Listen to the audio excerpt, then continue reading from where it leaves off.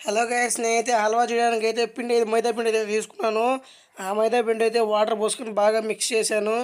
ఇప్పుడైతే చూడండి, మనమైతే మైదా పిండి బాగా కలిపేసుకున్నాం కదా. ఇప్పుడైతే గ్యాస్ అయితే వెలిగియాలి. నేనైతే గ్యాస్ అయితే వెలిగించేసి మీద పెను అయితే పెట్టేసాను. పెనులో వాటర్ పోసి చక్కెర అయితే పోయాలి. ఆ చక్కెర పోసేసిన తర్వాత చక్కెర బాగా కలిపెట్టిన తర్వాత అయితే మనమైతే రంగు పొడి అయితే పోయాలి. ఎప్పుడైతే రంగు పొడి అయితే పోయేసానో రంగు పొడి కూడా బాగా కలిపెట్టుకున్న తర్వాత మనం కలుపుకున్న మైదా పిండి అయితే పోయాలి దాంట్లో. ఆ మైదా పిండి పోసిన తర్వాత బాగా కలిపెట్టుకోవాలి. మామూలుగా ఎక్కడ గడికట్టుకోకుండా బాగా కలుపుకోవాలి. కలుపుకున్న తర్వాత అది రెడీ అవుతుంది. అది ఇప్పుడు మన నిమ్మకాయ పీసులు కట్ చేసుకొని నిమ్మకాయ అయితే పిండుకోవాలి, ఎందుకంటే టేస్ట్ రావడానికి.